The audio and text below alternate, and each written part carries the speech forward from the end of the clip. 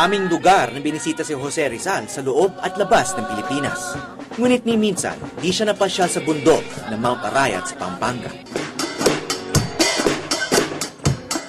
Pero hanggang ngayon, buhay na buhay pa rin ang espiritu ni Rizal dito.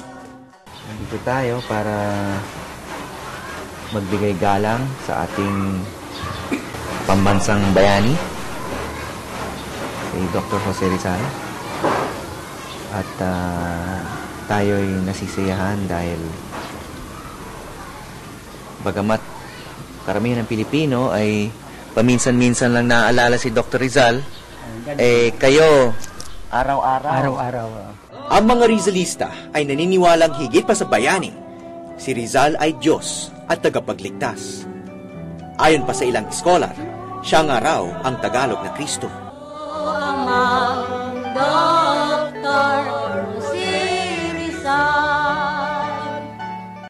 Kulto ang tingin ng iba sa kanila.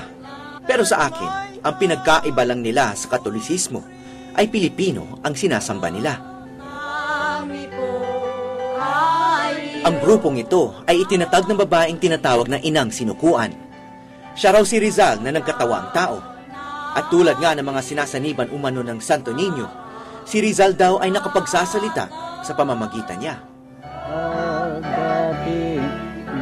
Kahit matagal nang yumao, tapat pa rin kay Inang Sinukuan ang mga tagasunod niya.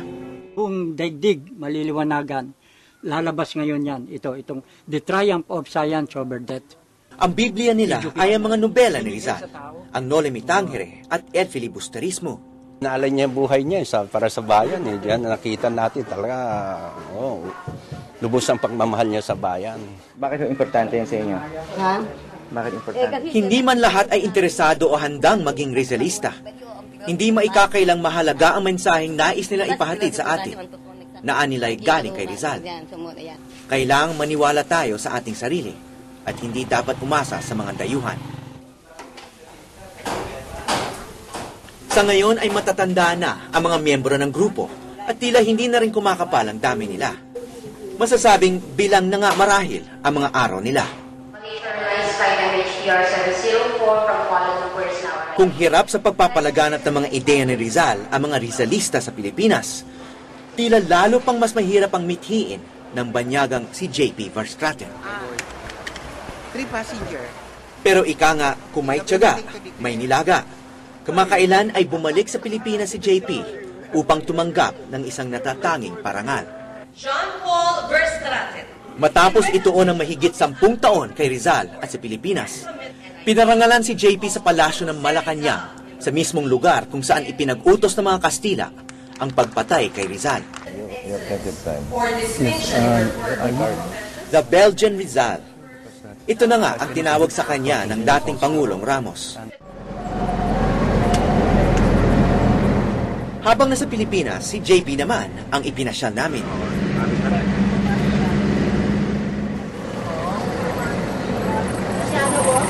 Ito. Bakit ni Pasyano to? Aha. Sino si Pasiano? Kapatid po ni Jose Rizal. Okay. Dila na namin siya sa tahanan ni Pasiano, ang nakatatandang kapatid ni Jose Rizal. Ngayon lang magkakaroon ng pagkakataon si JP na makakilala ng mga kamag-anak ng kanyang idolo. Don Pasiano Rizal Mercado y Alonza. Marami ang nagsasabing kung hindi dahil kay Pasiano, walang Jose Rizal. Siya ang nagmulat sa batang kapatid sa pang-aabuso ng mga Kastila sa Pilipino. Si Pasiano rin ang nagpaaral kay Rizal sa Europa. Masayang-masaya siya. Ganyan yan. Kasi, ayan, nakita niya maraming about Rizal and the relatives of Rizal, of course. Nakakaranta ba? Happy. Anyway, why don't you all sign, please? Lalo pang natuwa si JP na makakwentuhan na niya si Francisco Rizal Lopez, apo ni Pasiano. 17 anyos na si Francisco nang pumanaw ang kanyang lolo Pasiano. Welcome. Traveled to all the places. Dr. Jose Rizal was in stayed and worked in Europe. I traced his footsteps. Heidelberg, Wilhelmsfeld, Leipzig, Yes.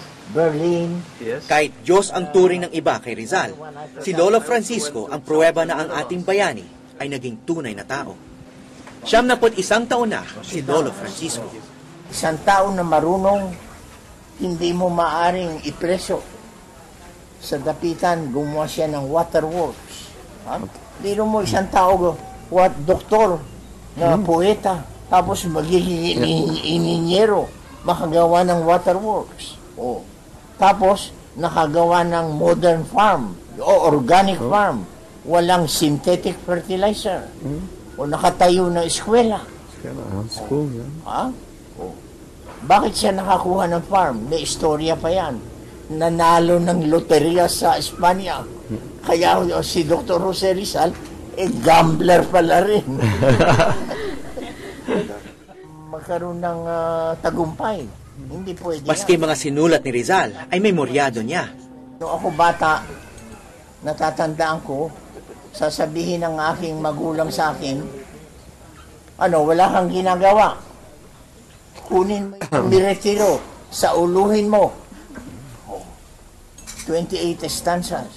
To me, this miretiro is one of the best poem of Dr. Jose Rizal. 28 stanzas depicting the life that he led in Dapitan. Meron kayo, meron kayo retiro ngayon? Dito. Nasa sa ulo ko. Meron.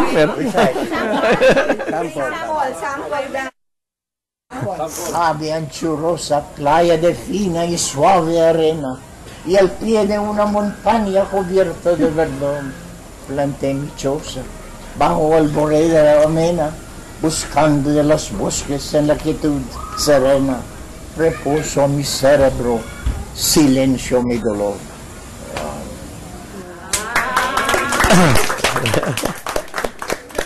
Ano ibig sabihin nun?